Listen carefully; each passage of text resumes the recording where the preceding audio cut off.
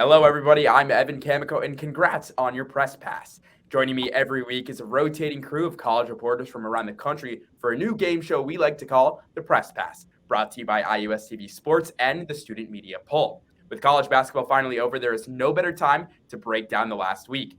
Joining me on Team Blue Bloods are Max Reego from the Duke Chronicle and Nathan Swaffer from the University Daily Kansan.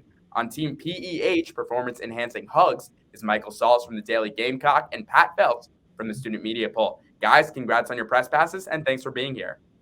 Thanks for having me. Good to be here. Yeah, thanks for having me.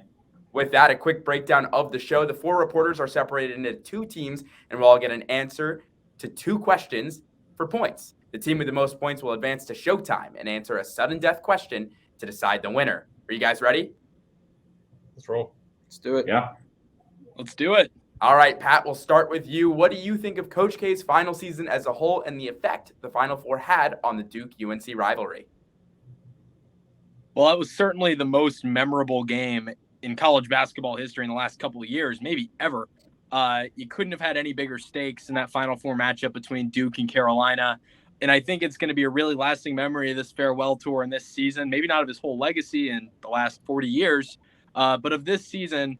We're never going to forget where we were on the night when they went into Cameron and there was the Coach K celebration and Carolina won. Final Four, Carolina goes in the miracle run, does the same thing.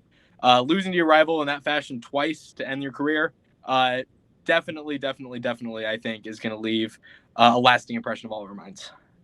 Well, let's go to our guy from Duke, Max. Max, what do you think about this? Yeah, well, I think you look at the totality of his resume, 42 years at Duke, 5 championships. This year is not going to do anything to take away from that. It could only have helped if he had gone out with a 6th title. So, I mean, the 13th Final Four is a huge deal. They hadn't made the Final Four since 2015. They hadn't even had an ACC championship in the regular season since 2010. Bringing that back to Durham was a big deal for this team. So those 2 losses to Carolina are going to be probably the main takeaway from a national perspective. But being here in Durham for this whole run for this team, I mean, the coaching job that Coach K did to get them to the Final Four, I will say it was pretty impressive. And it's going to end – the season really is going to end with a lot of their guys getting drafted in the first round. They could set a record with 5 first-round picks that could tie Kentucky. So that's my takeaway. Well, Pat's going to pick up 1 point on his answer. Max, you're going to get 2 points for that one. Michael, we'll go over to you. Yeah, I mean, they both just make great points. Obviously, Coach K has had a phenomenal career, 5 national championships. You can't take that away from him.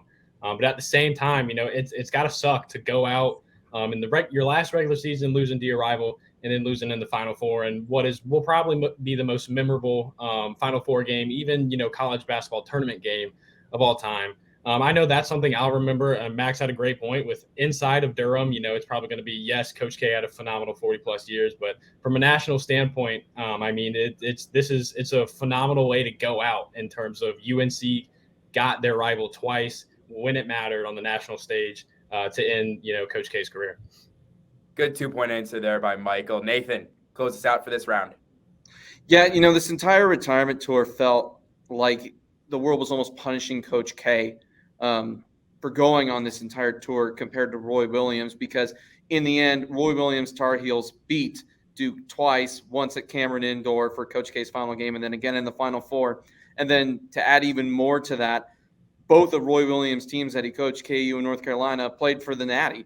So it almost felt like the world was punishing Coach K for going on this entire retirement tour while it was rewarding Roy Williams for just going out the way he did. But in Coach K's entire legacy, I don't think this is going to have that much of an impact, if at all, because he really could have only added to it if he had managed to win a national championship. And even getting to the Final Four with this squad was pretty incredible.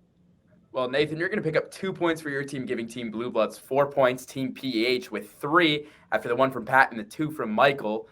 Here we go. Second question. We'll start with our Daily Kansas guy, Nathan. What do you think about Bill Self's legacy after winning his 2nd national title? This all but cements Bill Self's legacy at Kansas. He's now the only coach to win 2 NCAA titles at Kansas, which is just so far-fetched seemingly. But he kind of destroyed that narrative of that his teams can't win in the postseason. He's had some incredible teams that have lost when they shouldn't have. Those early and late 2010s teams were incredible that somehow couldn't even get to the Final Four except for 2018. And now he finally got past that barrier and essentially passed the narrative that he can't win. He can't win when it matters the most. And in my opinion, this is one of his best coaching jobs that he's had with a team that didn't have, a top NBA talent, but he had those experienced and veteran guys who have been in his system for a long time.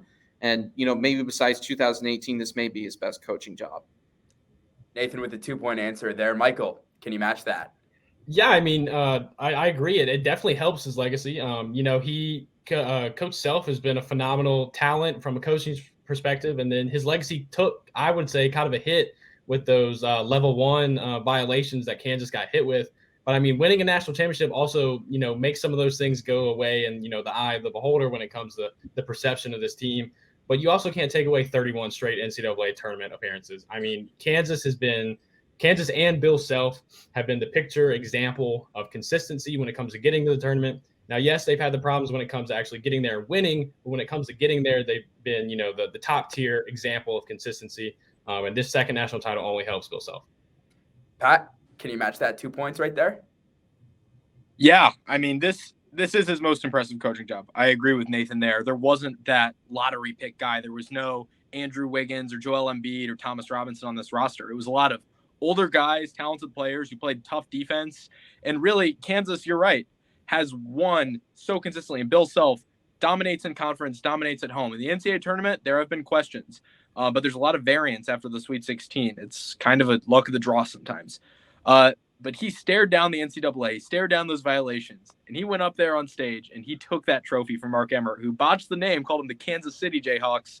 The man who wants to punish that program, Bill Self said, "I don't care." He said, "I'm going to go win a national championship, and we're going to deal with the consequences later." It was impressive. It was a hell of a coaching job by him. Pat with a 3-pointer right there gets full points for that. Max, bring us home. What do you got to say? Because your coach just retired. What about a new coach's legacy? Yeah, it's funny talking about the guys right now like Bill Self when guys like Roy and Coach K retired the last couple of years. I had some questions about Bill Self going into this tournament. Those were answered pretty handily over the last couple of weeks. I think now the question is, does he want to become solely a legend at Kansas, or does he want to become a legend in college basketball? If he makes the jump to a third title, he joins a list that includes Bobby Knight, Roy Williams, Calhoun, Coach K, Wooden, Adolph Rupp. He surpasses Dean Smith, who in my view is one of probably the top 3 or 4 greatest coaches ever. If he can do that, or if he wants to go to the NBA, which I know it's sometimes come calling over the last couple of years, especially with this NCAA stuff. I think he's got a decision to make, and he's 59. He can coach for another 10 years at Kansas, or he can make the jump. It's really up to him. Well, with that, Team REH is going to finish with 8 points. Team Blue Bloods with 7 points, meaning Team REH is going to move on to Showtime coming up after this short message.